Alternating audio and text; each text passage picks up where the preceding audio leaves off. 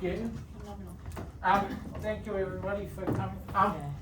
I thought I'd explain what Pazla Advisory does, but before I go into that, I'll talk a little bit about me a bit more than what Anita did. Now let me see if I get this button the right way. Yep. So as Anita said, over 35 years experience in both technology and business.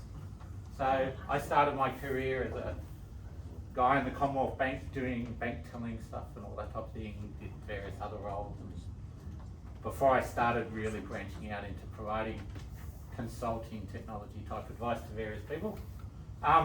So as I said, I started in tech in 1990, well before Windows, well before mobile phones, when laptops were this size and alike. Worked my way through some various roles across organisations that's led me to where I am now.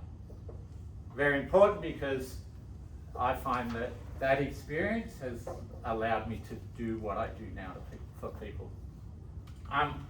Some of the larger organisations I've worked for, as I mentioned, CBA, Queensland Hydro recently. For those people who've been on the Gold Coast for quite a while, there was a ISP called Broadband to You many years ago that got developed into Superloop recently. That's what brought me to the Gold Coast in the first place. I was headhunted to come up to build Broadband to You for the guys. I've done some work for City Metro, for BHP and the like, and I spent 9 years working in various New South Wales government departments doing some pretty major projects for them. On a personal front, I'm the youngest of 2 sons. I don't have any kids. Pretty rare for someone that's in their 50s. You wouldn't believe it, but I once was a former athlete. So I've represented New South Wales in 4 different sports: rugby league, indoor cricket, hockey for years and years and years and years, and more recently golf. I'm also, one of the things that you probably don't know about me, I'm actually an international hockey coach. So I've worked in various countries around the world, either setting up programs for them, helping them at things like Olympic Games, World Championships, etc. like that. And when I'm not working, you'll find me on a golf course normally. That's my peaceful place. So everyone puts up this slide, I thought I'd put it up. Very important people in my life, my mum and dad, who are sadly no longer with us, have given me the inspiration and still the inspiration to do what I do. My 2 lovely nieces, Emerald and Ruby, and you can't tell that my brother's a geologist. So I always wondered if he had a son, would he have to call it Clay or something? And then some of my friends up here on the Gold Coast that, you know, keep me sane, keep me stable, are there to constantly support. So that's the background.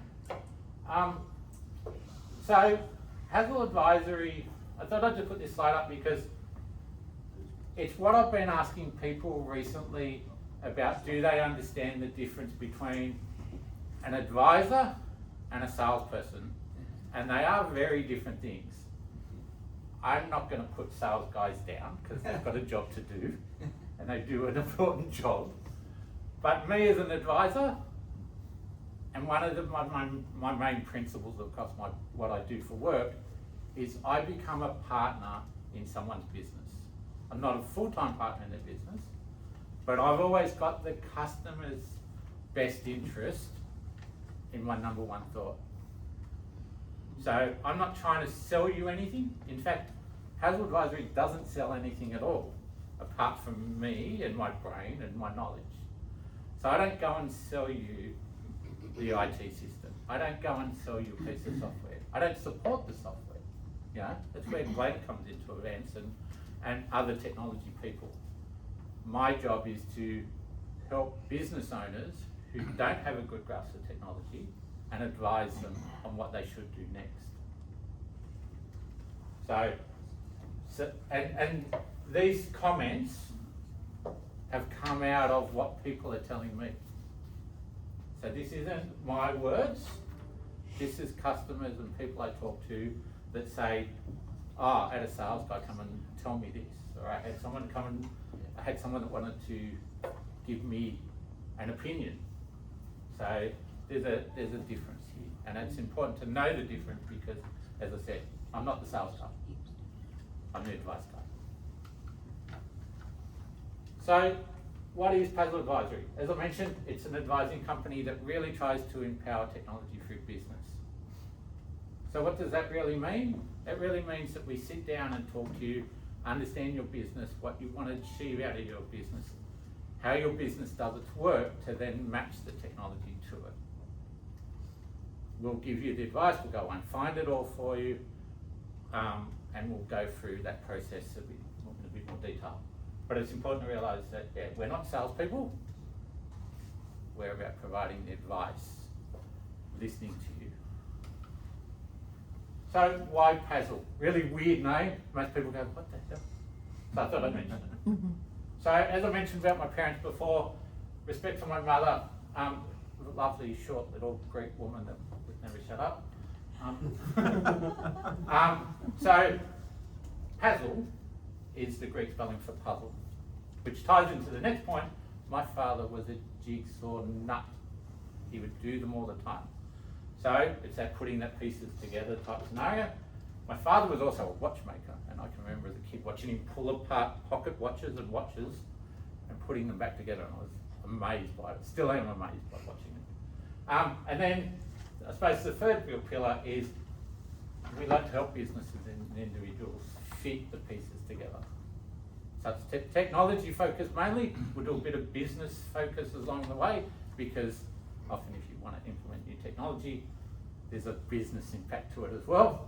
And the same thing, if you're going to make business change, there's often these days a technology focus. They're not two totally separate things. So we work with some values here. I'm not going to go through each of them one by one, but some important things to remember is that we work in a win-win environment. So what that means is that we don't take on work that we don't see that there'd be a benefit for our clients. So, and by the same token, we don't take advantage of our clients and go, we can make money here and really give them nothing in return. So we won't do business unless there's a win for us and there's a win for the client at the end of the day. I'm not going to go, vendor neutrality is something that's important for us. We don't have preference. We're going to look at the business and then we're going to try and match the technology to it, not have the technology and try and ram it into the business and try and make it fit. Obviously, to me, as I mentioned, technology is an enabler tool. We talk to our clients in plain English. We don't use the geek speak type thing. We'll use it around other technologists, but in business, we have business discussions that's around business. When we have finance discussions, we talk that financial jargon. Collaboration is key, which is thing. There's never a dumb question. Everyone's heard the saying, but my thing is there should be never a dumb question that I'm going to ask the business, and a business should never should feel afraid to ask a dumb question to me. So that's a two-way street. And then adopt a matter of balance approach. I've got a slide like after this presentation talk about matter of balance, but it's all about time, cost, quality, which are the three pillars to any project, and it's about balancing the differences between those two. So time permitting, I'll go into that in a little more detail. So this is a typical scenario. Someone running their business turns around and says, I need to look at technology, but I don't have time, I'm confused, Google tells me nothing, all of that type of thing, I don't know what's right. So who are they going to call? They're not going to call Ghostbusters. They're going to hopefully call Pazla Advisory. We'll then start the process off of what it goes through. And the next few slides is the typical journey that we take with our clients, but it differs from client to client. Obviously, the first thing they do, they contact us. Various methods to be able to contact us: phone, our website, LinkedIn site, Facebook. We've got a Facebook page now. Feel free to contact us.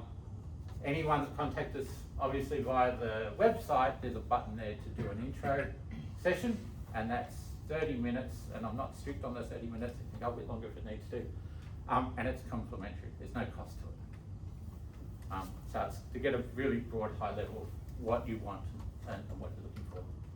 Obviously we sit down with you, whether it's face to face, whether it's virtual, wonderful technology these days, and we start working through your business. Often in this first meeting, we don't talk technology at all. I want to know about your business, what your pain points are, whether you know your processes in your business, because they are all important to understand the technology that you need going forward, or whether you even need a technology upgrade going forward. We then move into the fact that, obviously, if everyone agrees and we move forward because it's that win-win situation, we'll do a detailed audit. We've got to get a baseline of your technology, hardware, software, data sources, all of those type of things, to understand where we can make improvements, or whether improvements are needed at all. And I'm quite happy to say to people, after doing this audit, you don't need to change anything. You probably need just a bit better understanding of your current technology. That win-win approach, that's where it starts, really. So, if we get through the audit and we realise that there's stuff that needs to improve, I'm going to sit down with your staff and you realise there's a pattern here, I'm in all of these photos. So we sit down with your staff, understand how they do their processes, because sometimes as business owners, you're busily doing the admin side of your business and running your business. You've got a team behind you that are doing the day-to-day grunt work. So really important we understand how you do your processes right now, where these people find their pain points, because it may be different to what you see as an owner. So we document all of that. I then go away and I'll do a complete market scan of the type of technologies I think you need. As I said before, we're vendor neutral. I don't have a preference, whether it's product A, product B, product C, whatever. I'm going to go away and look at various options for you to move forward in your business with your technology. Recommendations, I'll always provide recommendations, but it might be something that's fairly basic, it might be something in the middle, it might be something quite complex, depending on the situation. I'll go back and run through these options with you. So I'm not just going to give you the documentation and go, all right, done my job, here's my invoice, walk away. All right, this is that collaboration approach I mentioned earlier. I'll walk you through each of the options, what I think, but ultimately the decision is yours as a business owner on what you want to go to next. Take my recommendation, don't take my recommendation, take my recommendation report and my options paper and the rest of it, go to someone else and find your own vendor. Doesn't bother me at the end of the day, because this is the essence of why Pazla does what it does. So let's say we go away, we find a couple of options. I'll sit in the meetings with you, should you want to, with these technology vendors to work through what's what. We can project manage the work. So we'll make sure that your vendors and your teams implement what they need to implement. And hopefully, at the end of the day, we get some customer satisfaction out of it. So that's the typical journey of Pazla. We also offer a whole lot of other services that can develop manuals for you, because we've done some understand your processes, new and old and new. We can write documentation for you that if you've got to go and take it to a board, etc. We can do all of that type of stuff. We can do a whole range of things. So if you've experienced any of these things, maybe time to give me a call. So just quickly, here's some homework to think of. Do you know what technology debt means? Because it's quite important to your bottom line of your business. Have you changed business processes? Does your technology change with it? And it might be just tweaking the current technology. You might not have to throw out your current technology and buy new stuff. All of those type of things. So there's a checklist on our website, so you can do that very basic checklist that starts the discussion. So that's me, that's Pazla.